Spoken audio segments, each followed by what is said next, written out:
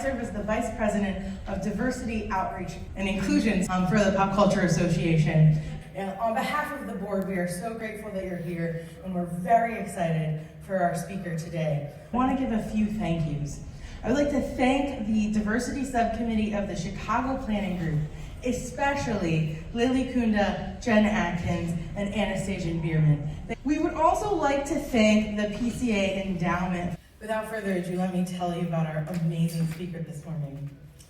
Alice Joubin is the inaugural recipient of PCA's Bell Hooks Legacy Award and holder of the Martin Luther King Jr. Award. She is professor of English, Women's, Gender, and Sexuality Studies, Theater, International Affairs, and East Asian Languages and Literature at George Washington University in Washington, D.C., where she serves as the founding co-director of the Digital Humanities Institute. Her work on adaptation of the Western canon has been recognized by the Modern Language Association's Scaglione Prize for Comparative Literary Studies. Social justice and diversity are key components of Alex's teaching, research, and service. She is a practitioner and advocate for open pedagogy, open education resources, and on campus she's worked on initiatives to foster more inclusive and meaningful representation of racialized and gender minorities.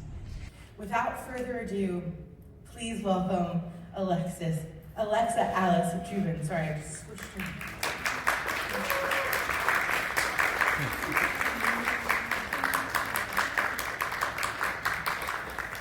Good morning, everyone. Popular culture is a site of ongoing political struggles to determine and contest social means. As much as pop culture may disseminate dominant ideologies to the so-called unenlightened masses, it can be a powerful vehicle to dismantle those ideologies if we have the right tools, such as bell hooks, oppositional gaze. Thank you, dear PCA, for the Bell Hooks Legacy Award and for inviting me to give this talk. It is Bell Hooks' writing that helped me find the courage to tackle these urgent but sensitive issues. The best way to honor Bell Hooks' legacy is to follow her trailblazing path in dismantling racism and sexism as intersectional forms of oppression. Questions of racial and gender otherness actually loom large in my personal life and my professional life as an immigrant and as a woman of color. I have shunned these issues as research questions, even though, or perhaps because they are too close to home, until I read Bell Hooks, whose writing taught me to think about what these things mean to me personally. What do my personal stories have to say about systemic issues? Bell Hooks writes that I'm most interested in confessional writing when it allows us to move into the personal as a way to go beyond it. For her, the personal is a prelude to social change. She said that the personal functions as a welcoming gesture, offering the reader a sense of who I am and a sense of location. In my case, the personal ranges from something as commonplace as being asked by a female police officer if I was properly dressed when I was attacked, to far more sinister cases of oppression.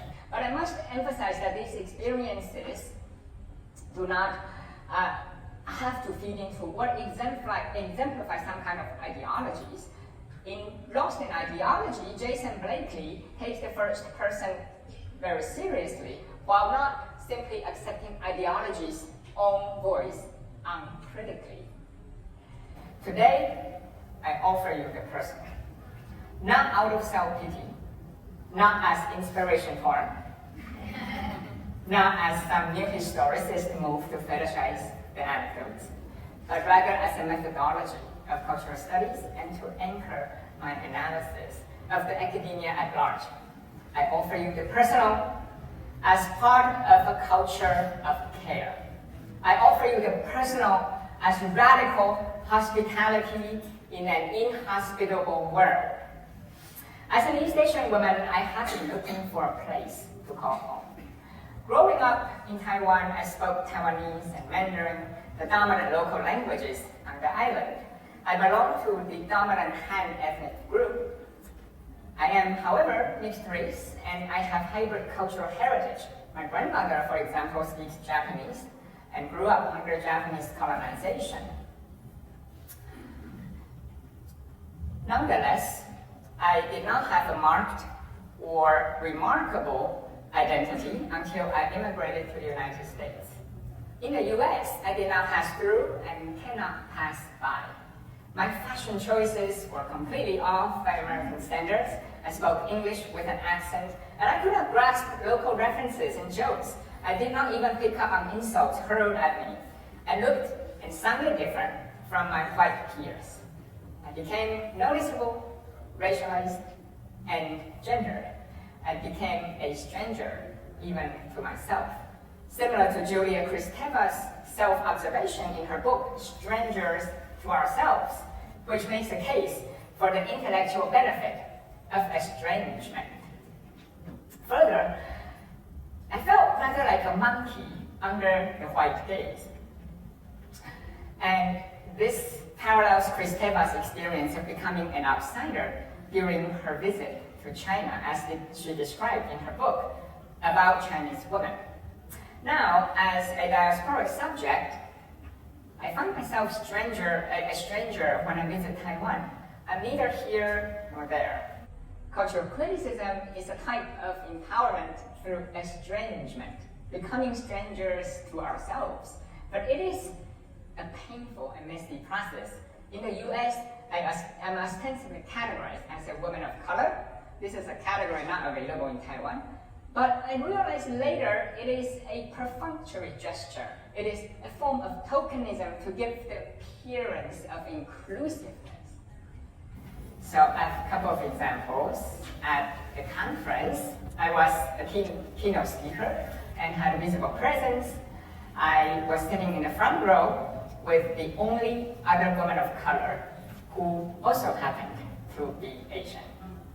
A speaker on stage at one point stated that, quote, "There is no woman of color in this room. Let that sink in." The speaker was trying to indicate a diversity issue to the organizers, but I felt erased and rejected. What the speaker meant was that there was no black woman.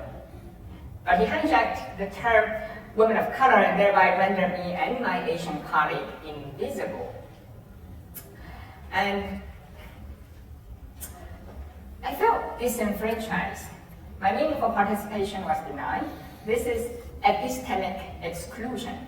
This incident reflected the politics of prioritizing the so-called better-known minorities.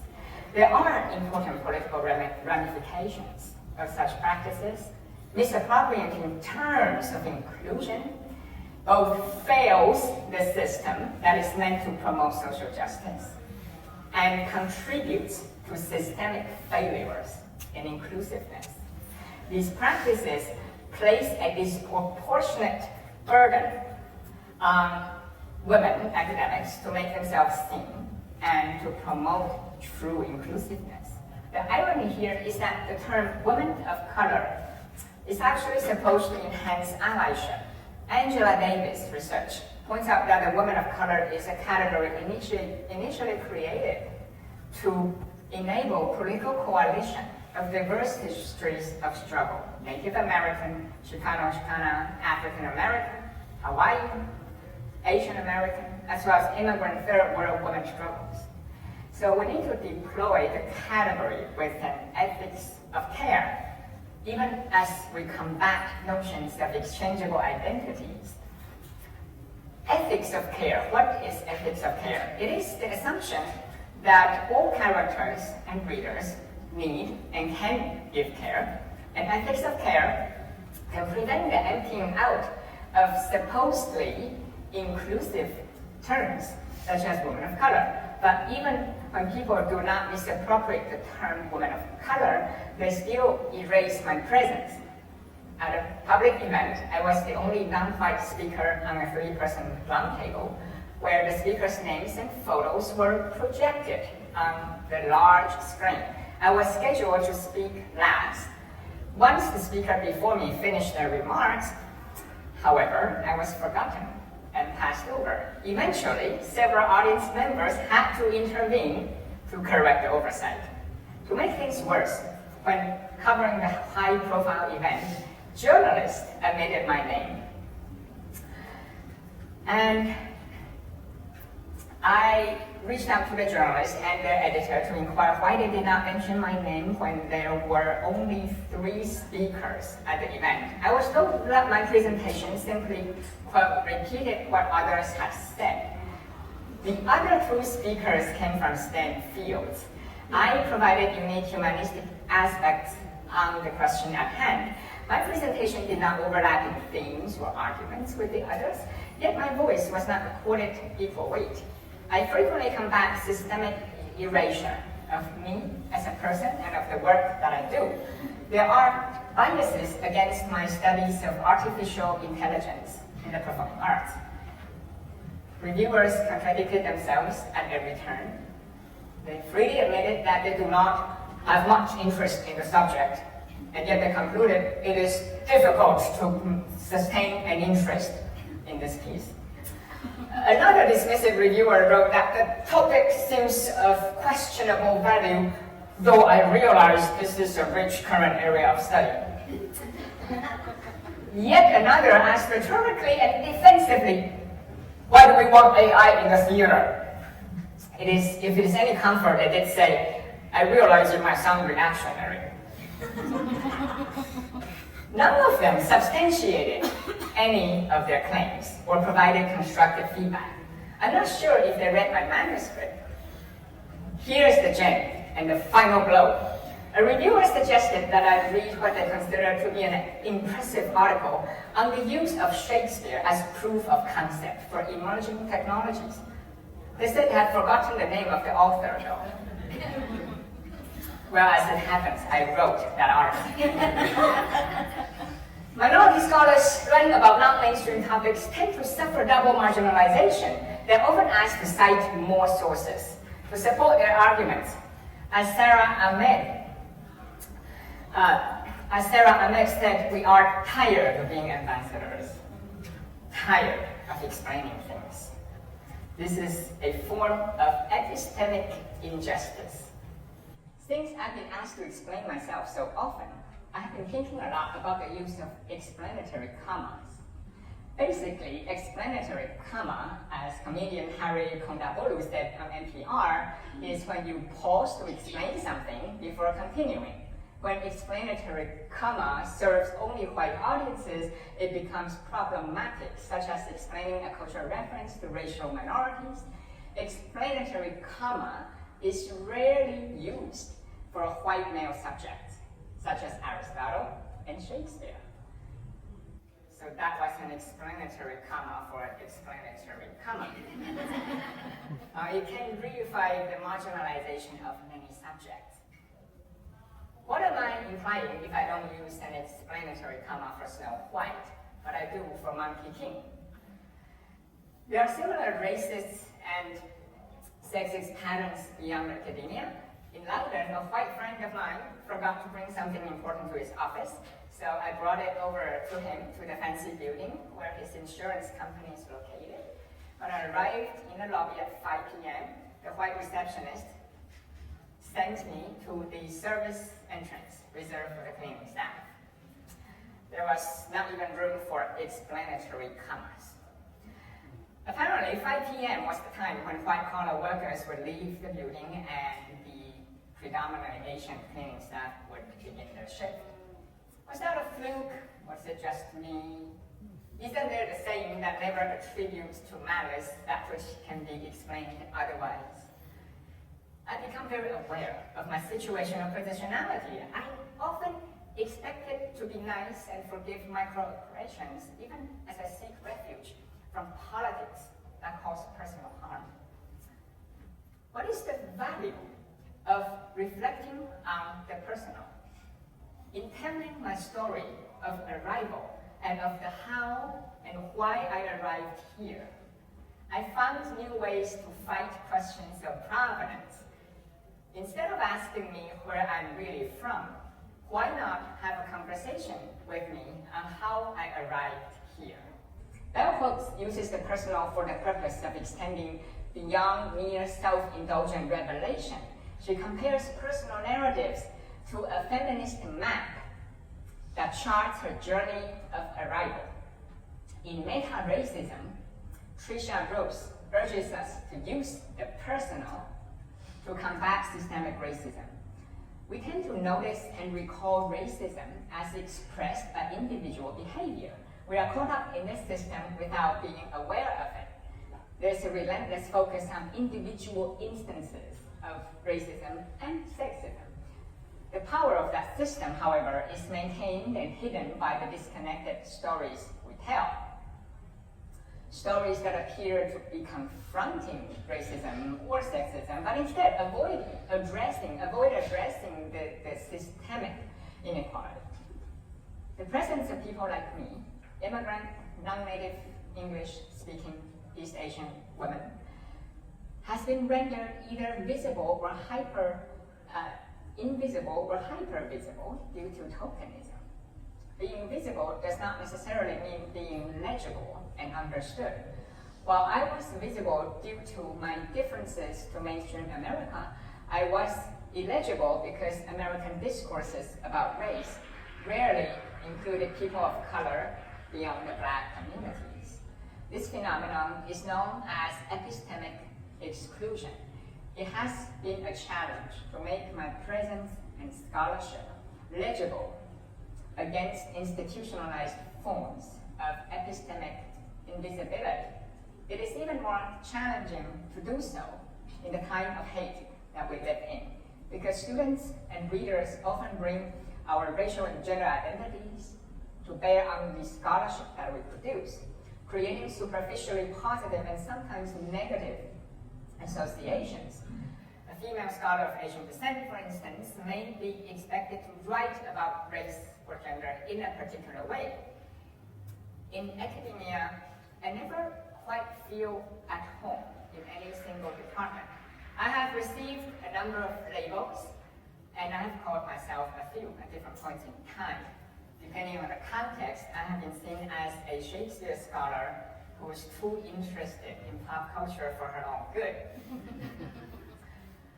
As someone who is expected to represent minority communities in some form, and as a digital humanities educator who brings cultural studies, critical race and gender studies together. So the problem is what Sarah Ahmed calls an epistemological impasse, a roadblock that is set up by gatekeepers of different scholarly disciplines. It is fair to say that I have been on the road. The sense of being on the outside has actually informed my work.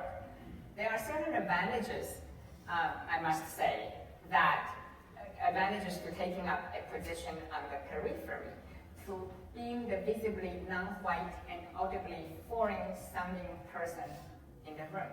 In some cases, the notion of home might be overrated because it stifles critical conversations that are necessary.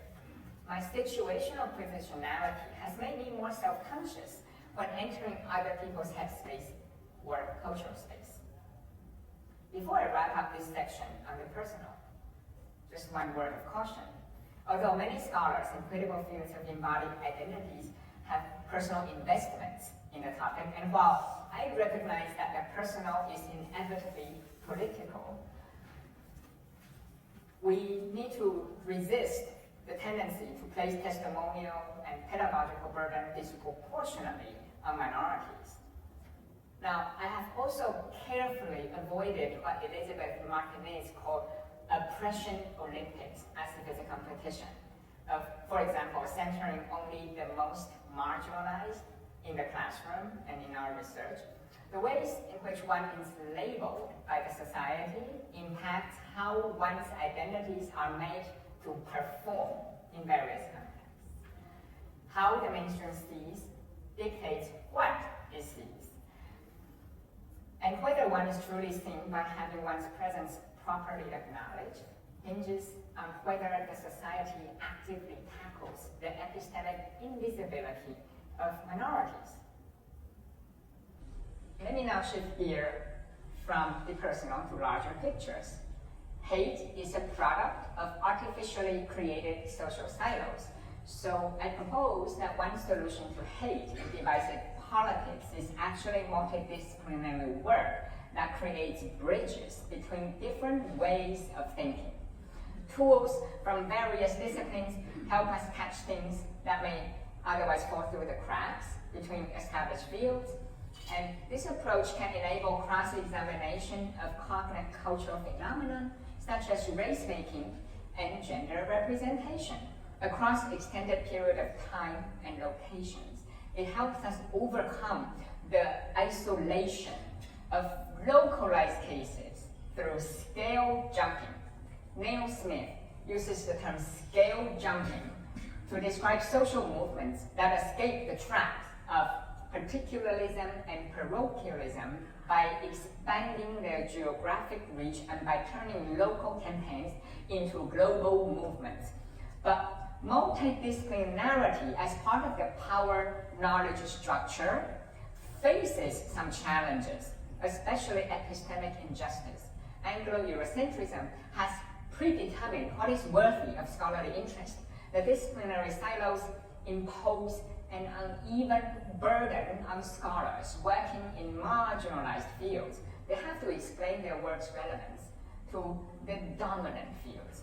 Now, this is a form of ghettoization caused by institutionalized racism that disciplines one's identity and research output. There are many ways to do interdisciplinary work. I want to put into practice particularly what will happen if we bring critical race theory and transgender studies together.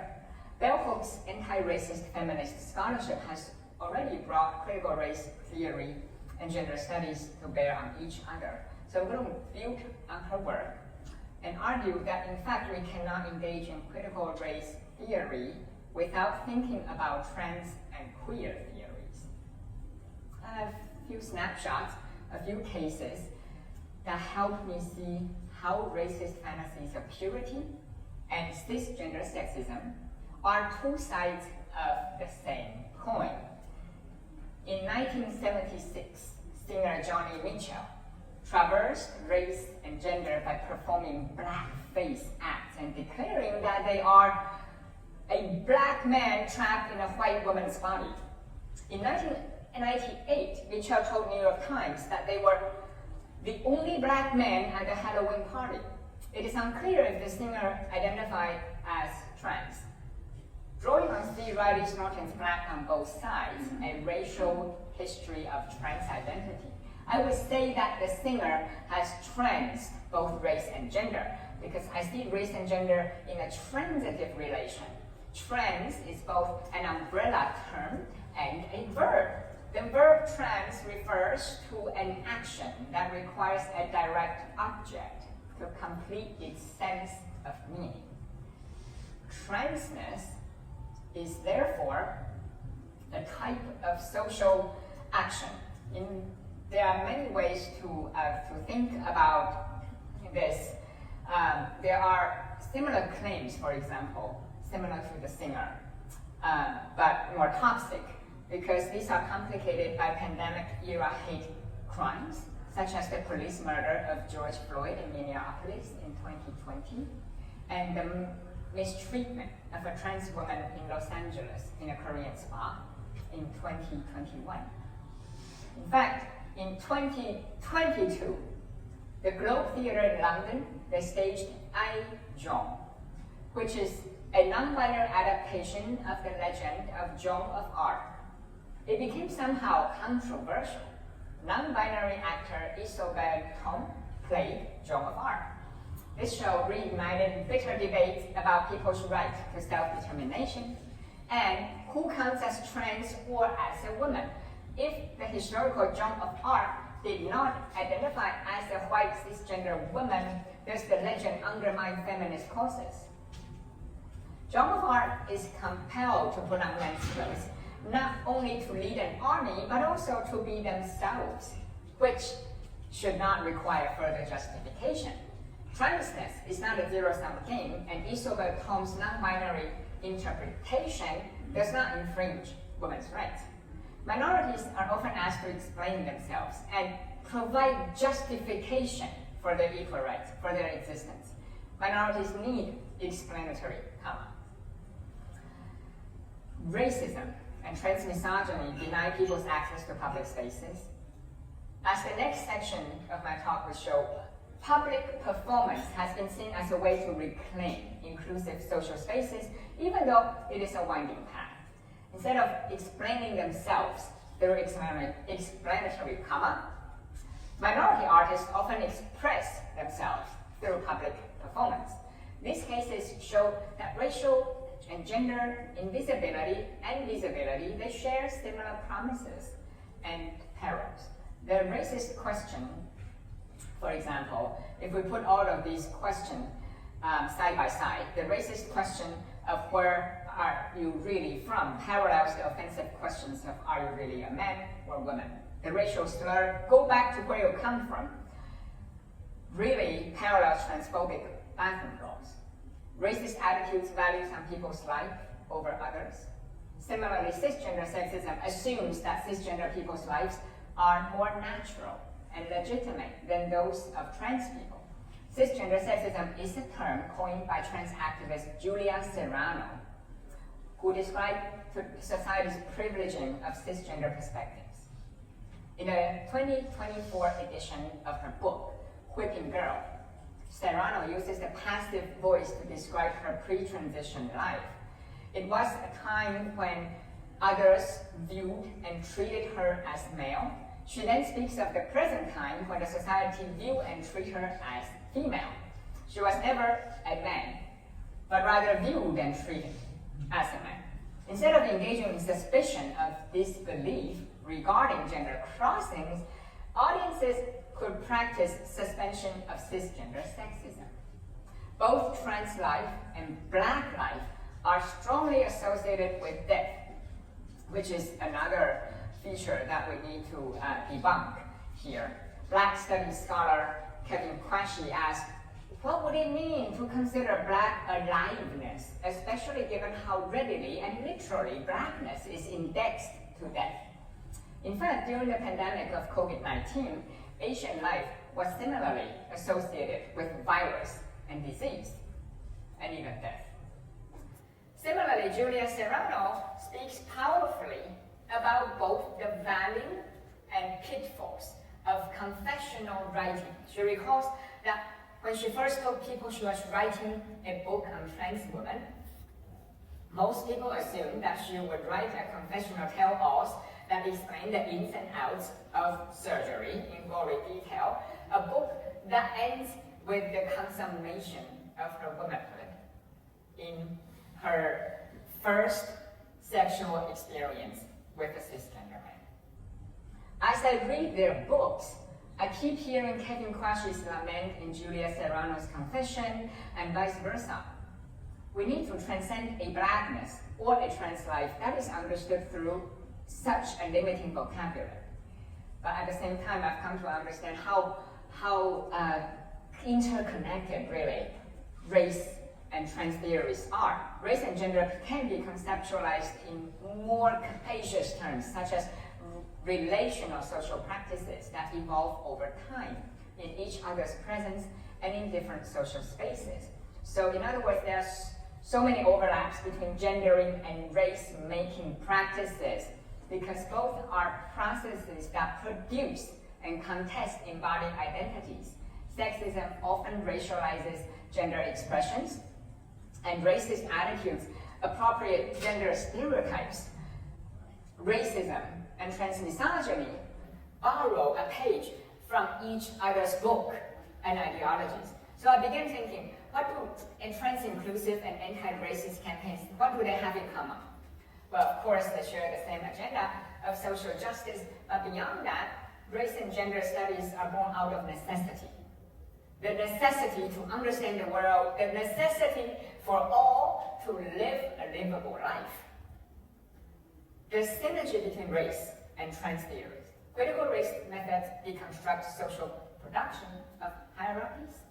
As such, critical race theory can help trans studies address its unacknowledged whiteness. Similarly, transgender studies give us tools to understand atypical bodies. As such, trans studies solidifies critical race studies' support of minority life experience. Trans studies has broken down not only notions of supposedly natural and typical male and female bodies, but also traditional hierarchies, right, of binary genders, binary behaviors.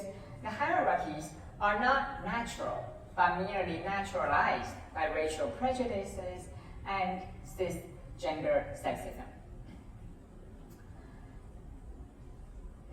Trans methods help us refocus our attention on invisible racial identities, just as critical race studies enrich trans studies by drawing attention to non-white gender formations.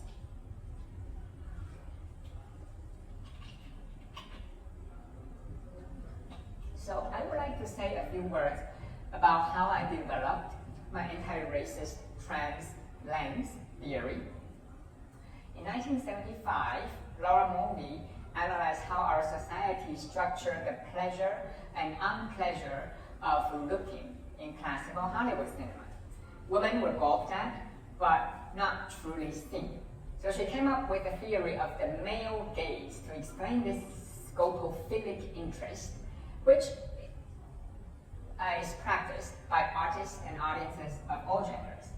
Since then, many solutions have been proposed to counteract the naturalized masculine gaze, from the famous Bechdel test and Killy May's trans Bechdel test to the female gaze. In 1988, Lauren Gammon and Margaret Marshman write in their book, The Female Gaze, that it is high time that we look into what things mean and how they mean in pop culture.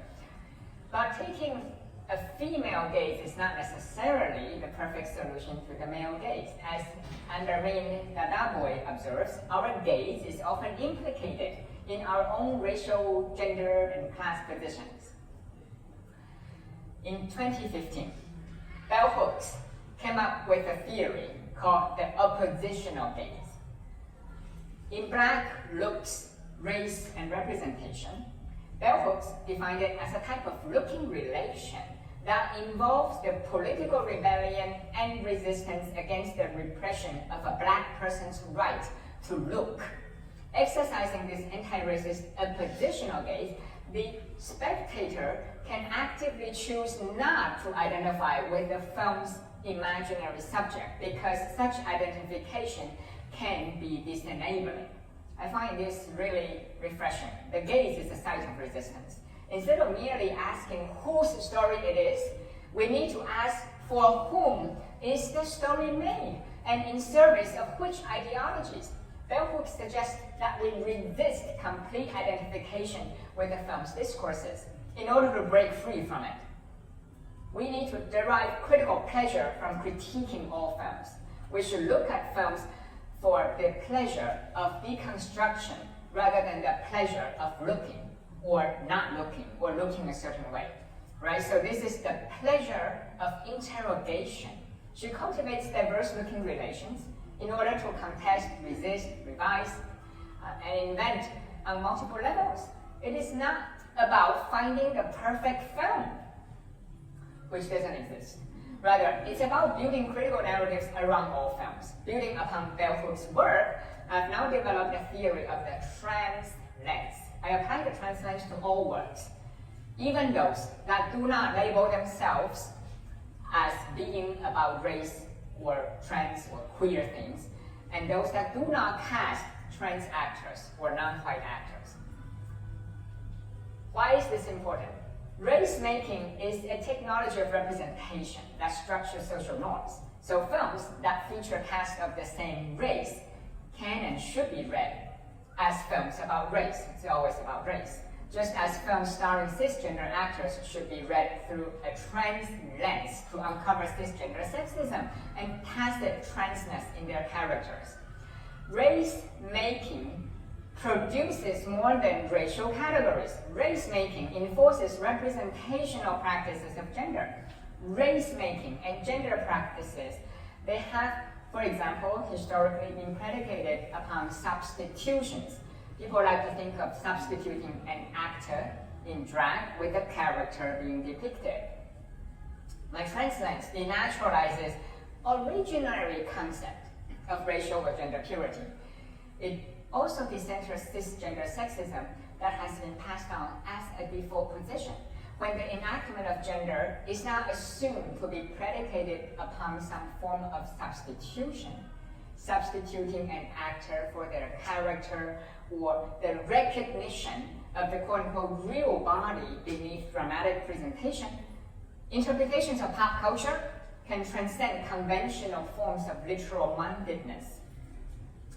And so I hope to use this Translands to tackle epistemic invisibility and epistemic injustice. We need to scrutinize marked and unmarked, visible and invisible, and remarkable and commonplace identity practices, and understand that most claims of political neutrality or historical objectivity are nothing more than an illusion based on willing acceptance of presumptions. But what is transness, and how do we apply it everywhere? How does it inform race-making and gender representations?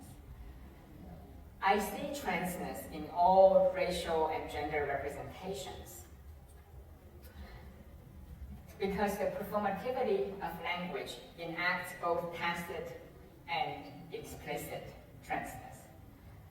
As you know, language and nonverbal communication affect social actions in tacit or explicit ways. Examples of utterances that constitute actions, basically speech acts, include officiation, apologies, consent, greetings, sentencing, invitations, complaints, right? Socially constructed speech acts are actually key components of our cultural life and of fiction. Race and gender are social actions rather than fixed identities. Race and gender are communal experiences that fluctuate in time and in space. So race and gender are defined temporally and spatially. It's what we do or say in a particular time in a particular social space. So transness can be communicated without intentional or explicit statements and without the characters or actors using our contemporary vocab of, quote, identifying as trans. And in fact, it's more liberating this way. If there's transness everywhere, it's no longer, we can kind of defy the ghettoization and defy the membership question of asking, in this film, that actor, they are queer or trans or not, and force people to come out, or perhaps not. In many ways, it's irrelevant. There is transness in all gender presentations, in all race-making practices. So I define trans performance very capaciously to include not only the traditional testimonial memoirs, the tell-alls, and works by trans-identified actors that address diverse gender experiences.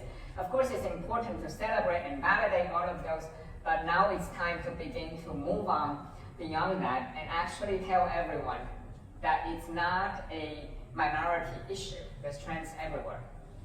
Transness is everywhere. It's a mode of life. So trans-adjacent productions should be considered because they can depict tacit transness without characters who explicitly identify as trans. As important as it is to celebrate trans self-representation, there are benefits to expanding the scope of trans literature through the notion of performativity. And the most important benefit, of course, is to expose the partiality of all gender positions, to expose the partiality of race positions. As a transitory practice, transness is found everywhere, from mixed race narratives to gender nonconformity. Transness is no longer exclusively about gender. It's important to note that transness and otherness in general can become explicit or tacit, over time, or over the course of the same narrative. Some practices can seem more remarkable or commonplace depending on context. Even the presence of trans bodies in overtly trans productions will only represent bodies in a moment in time, similar to other processes. Think about aging, wearing one's hair long or short, and all of these practices, people never bat an eye, but when it comes to gender, eyebrows are raised. In a future point in time, those bodies will cease to index the practice they do today, which is only natural. So even within the same story, same film, pay attention to temporality because everything evolves. One immediate benefit of attending to body-mind diversity temporally is that we realize atypical bodies are not fixed in time or place. And so I deal with temporality in two senses. I elucidate race and gender practices that change over time. And then I also interrogate knowledge about the present and the past. Historical variations of a concept can denaturalize our own assumptions. In the other direction, our contemporary vocab can denaturalize historical oppressions so that nothing is taken for granted. One example, of course, is the famous Matrix films, the first three Matrix films that the Wachowskis directed before their transition. In some cases, the human rebels' embodiment in the Matrix differs from their bodies in the real world. There is a character called Switch. He was originally written to be male in the real world, but female in the Matrix. After the directors came out, as they put it, their film's theme of transformation has come to be regarded as latently transcoded. Scholars such as K.O. Keegan argues that the franchise is narratively transgender. For instance, he finds trans affect in Morpheus' line. Quote, "What you know, you can't explain. You felt it your entire life. There's something wrong with the world." Even though the films were not intended as trans allegory initially, it has become trans later in time. The Wachowski sisters have embraced that interpretation as well. So this is very important to note how things can fluctuate, and of course, were the Matrix directed by cisgender directors? It's very hard to say now, which label we want to apply. To attend to the temporality of transness is not to say that trans people are inauthentic. This is very important distinction. As useful as it may be to apply the theory of trans performativity to works that do not label themselves as trans, the theory is not a mechanism of exposure. The performativity is not to be conflated with performance, because detractors often use that word to attack trans people in saying that they're trying to perform to pass as someone else to deceive the society. So to attain to temporality is to acknowledge non-linear queer timelines in life. Trans performing artist Emma Franklin has a lot to say about this. She wrote that to be trans is to inhabit a queer timeline because her body has taken non-normative routes. As a result, she can't travel within her own lifetime. Quote, "Puberty, adolescence, menopause, all coming out of order, smashing together and flying apart. How can a moment only be 3 years ago when it feels like a lifetime? How can another moment have happened 20 years ago when last year the same thing occurred again?"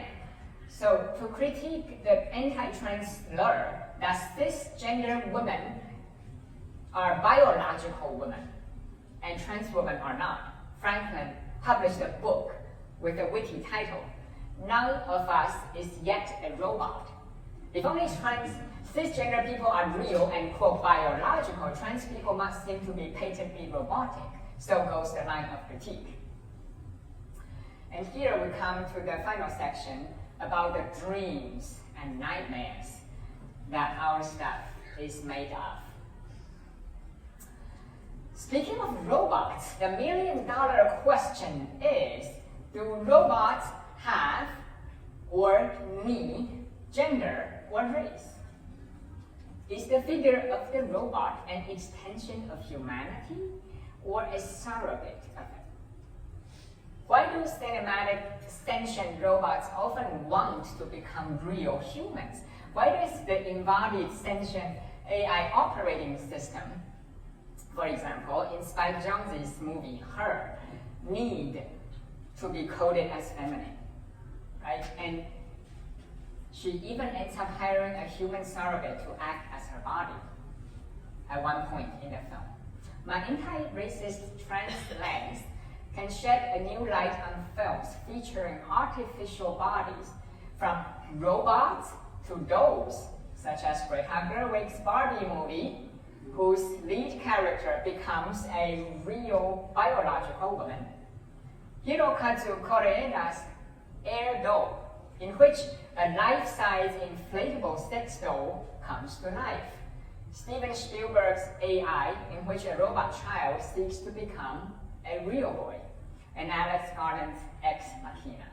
As some filmmakers ironically humanize robots with human-like features, they inadvertently dehumanize women.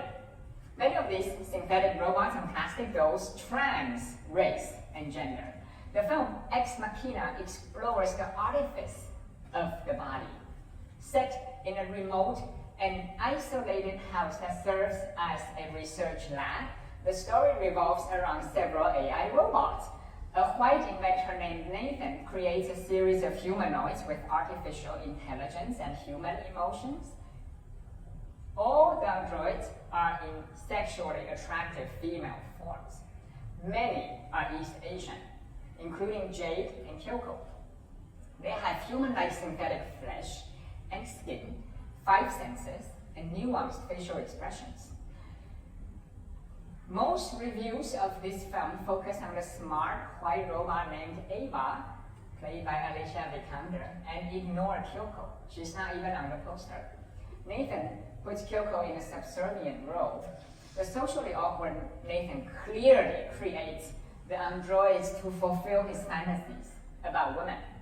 Kyoko is not only designed to do house chores like a living maid, but she's also mute.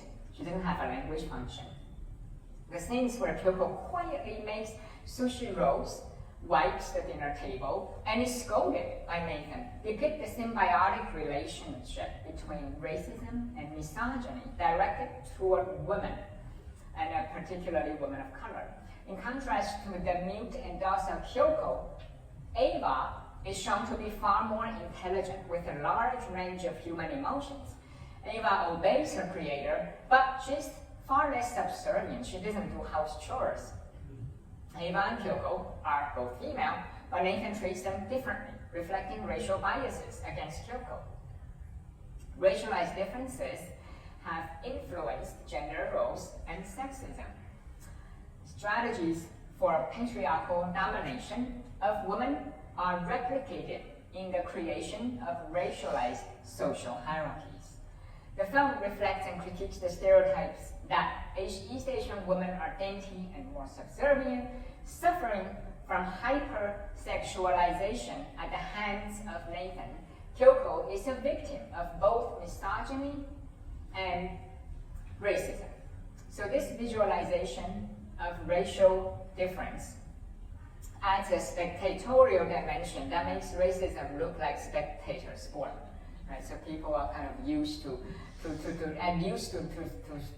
gawking at characters like Kyoko, and they overlook because they become desensitized by this kind of latent racism and sexism, and this idea that Kyoko is not real, so it's okay to mistreat a doll or a robot.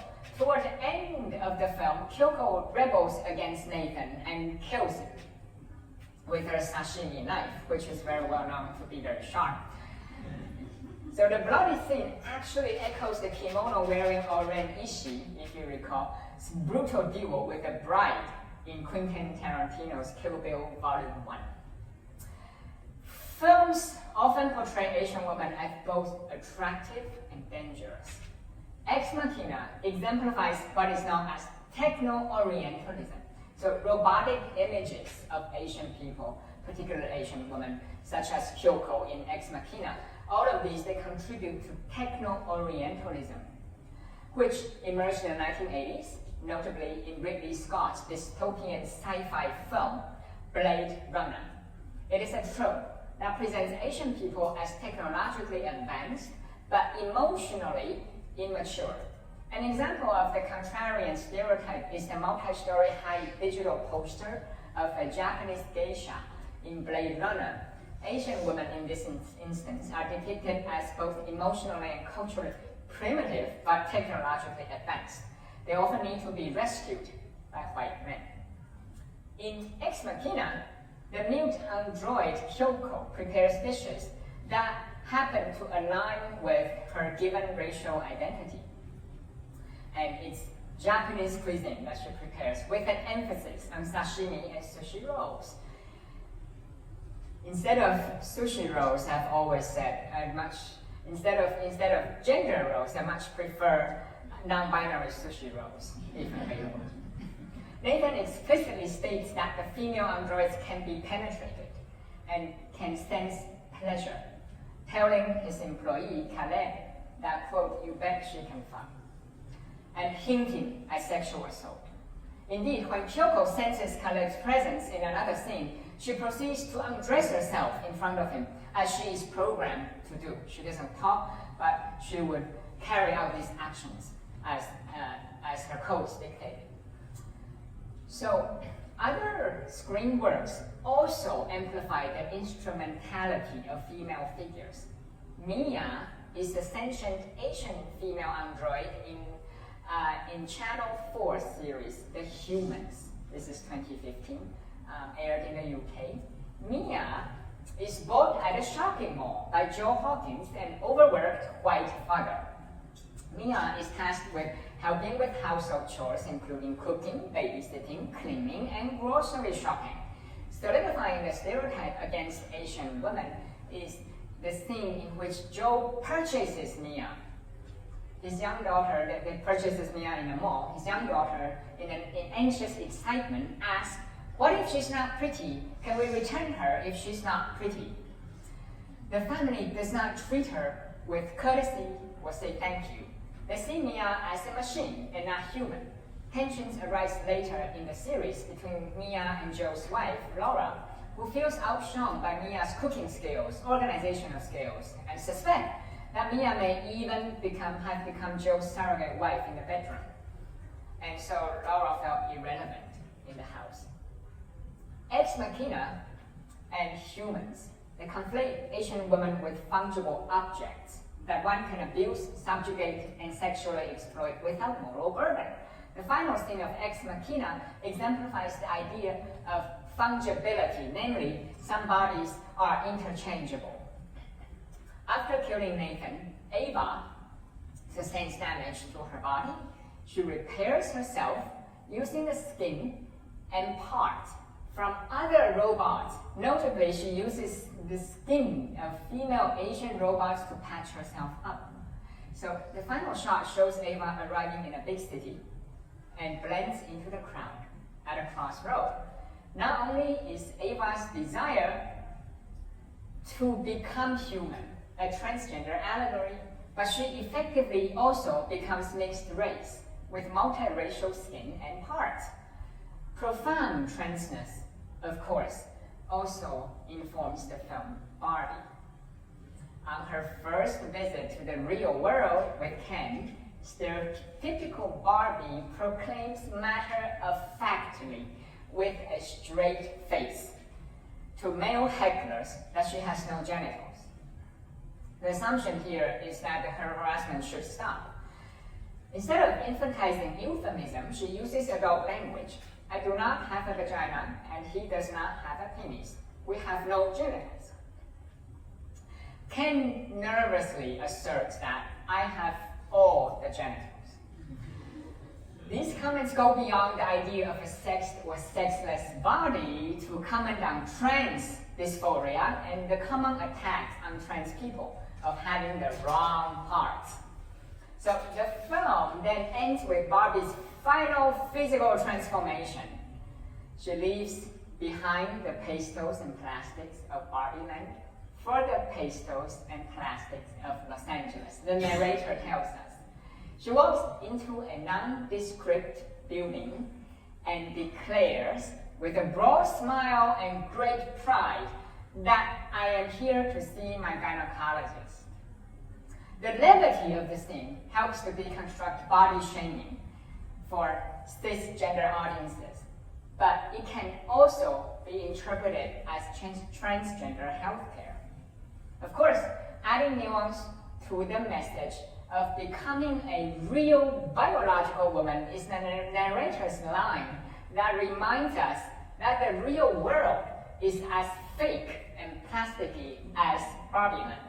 Right? Not all artificial bodies need repair, and not all robots want to become real humans. Sometimes it sucks to be human. Guillermo del Toro's Pinocchio, 2023, is an anti-transformation adaptation.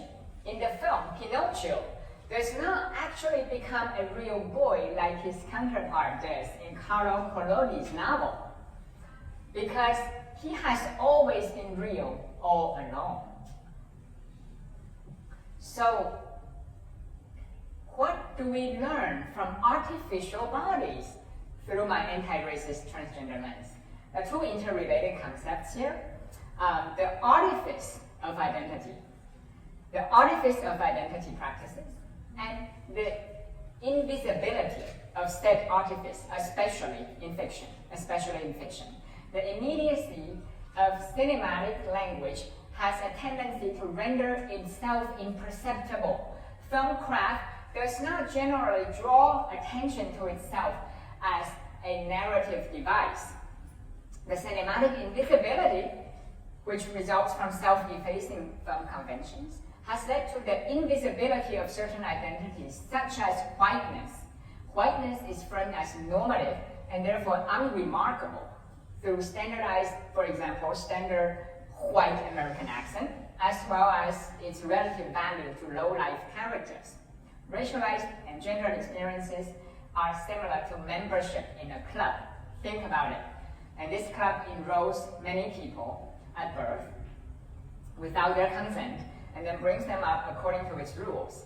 The processes of adopting and assimilating into assigned roles are imperceptible at best and illegible at worst. So most people would go through life, especially cisgender and straight members, they'll go through life accepting the benefit of membership. They don't think about the cost because it's only natural.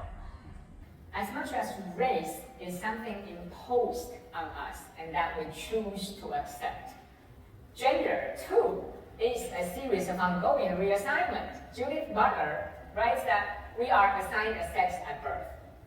And then a slew of expectations follow, which will continue to assign gender to us.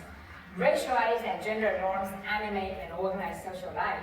As society applies repeatedly the apparatus to assign these norms to embodied experiences. Ex Machina and Barbie, however, show that race and gender can be what is made along the way when characters take the power of self-assignment, no matter how fleetingly. So what we see reflects how we see things. Let us go forth and tell new stories of arrival and stories of becoming. Thank you.